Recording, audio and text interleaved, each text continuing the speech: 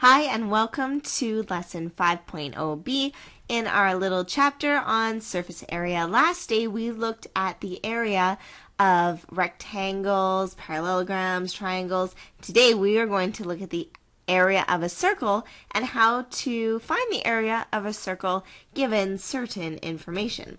So remember that the area, when we talk about the area, that's just the number of square units needed to cover an area. So our answer for area is always going to have a little square above our units because we're going to times them by each other.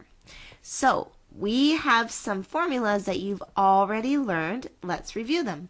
The circumference, C, is pi times the diameter. Remember that circumference is just the outside of the circle, how far it is to walk around the whole outside of the circle. The diameter is a line cut in the middle of the circle, and the radius would be a line cut from the middle to an edge. So area, this is the big one that we're going to be really looking at. The area of a circle would be pi times r squared, and r is really just from the middle point out to an edge. That's the radius. It's not the same as the diameter. And please take note that here we have r squared. Some people will forget that they have to square your radius, so please don't forget. The diameter and the radius are related through this formula. Diameter equals 2r. So if you have one radius here and another radius here, then that makes one whole diameter. All right, let's clean up these images so we can try some examples. The first one here, just find the areas of these three circles given certain information. Well, the first one, it tells us that the radius is 6.1 centimeters. And we already know this formula in the box, that area equals pi r squared. So let's plug r into our formula. Area equals pi times 6.1 squared.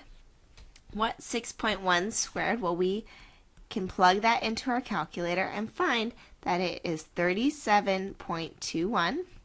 Now please remember that you need to square the radius before you times it by pi. And then when we times it by pi, that's that fun number 3.1415 blah blah blah blah blah. Then you'll get your area. So on my calculator here, pi is one of those little symbols above a button. So I have to press shift and then that button to get pi. Your calculator might have an actual button for pi. So play around with doing pi times something and see if it works. So I can also help you with that in class next day. If you plug in pi times 37.21, you'll get an area of 116.9 centimeters squared, and that is our answer. What happens if you're given the diameter? Well, in this case, the diameter is 7.4 meters, and we know that the radius is just half of the diameter. So if we just go from the middle out to one end, then that's the radius. So what's half of 7.4? So the radius equals half the diameter. I just moved this around and moved the 2 to the other side by dividing both by 2. So radius is half the diameter, so that equals half times 7.4. And if we plug that in, 7.4 divided by 2 is 3.7 meters. So we can now plug that radius into our equation. Pi r squared equals pi 3.7 squared. 3.7 squared is the same as saying 13.69. So now pi times 13.69 equals our answer of 43.0 meters squared. All right, last example for these three circles. What happens if you know the whole outside, the circumference? So in this case, the circumference is 37.7. Uh-oh, we don't know the radius there because circumference just gives us the diameter. But you can take the diameter and then move to the radius. So we need to take two steps here. First of all, we already know that circumference equals pi times the diameter.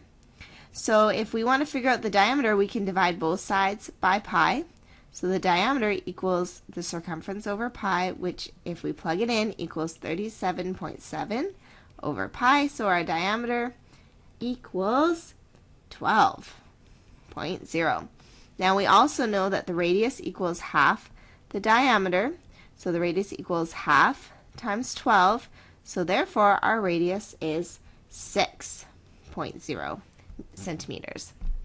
So now that we know the radius, now we can plug it into our area equation. Area equals pi r squared. So if we plug that in, pi 6 squared. If we do 6 squared, then we get pi times 36.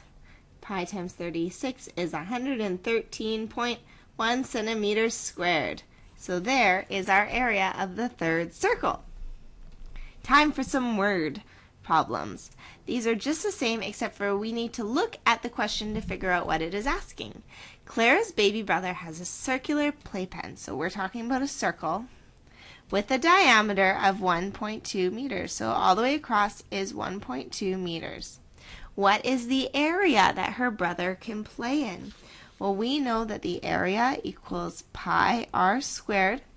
So we need to change the diameter into the radius. So to find the radius, we can say that is the same as half the diameter.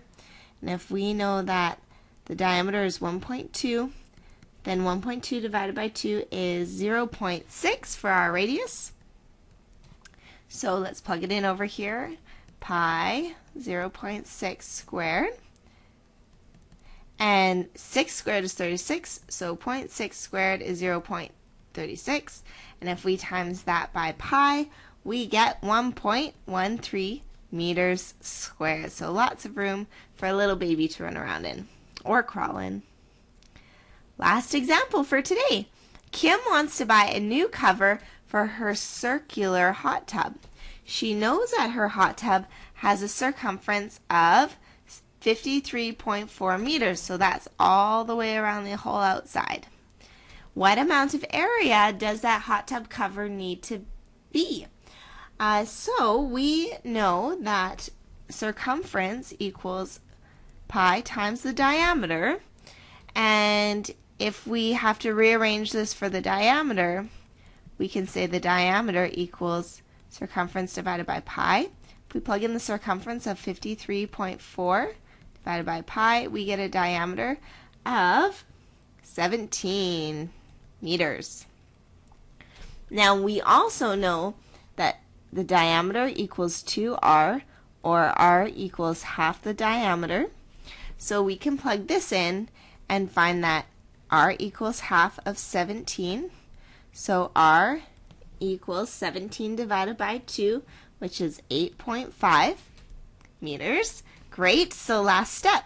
The whole area is pi r squared, so that's pi 8.5 squared. What's 8.5 squared? Well, that's just pi times 72.2. And if we plug this into our calculator, you get 226.9 meters squared. So that is the area of the top of the hot tub. All right, I hope you're feeling comfortable with the area of a circle. We are going to practice this more in class next day.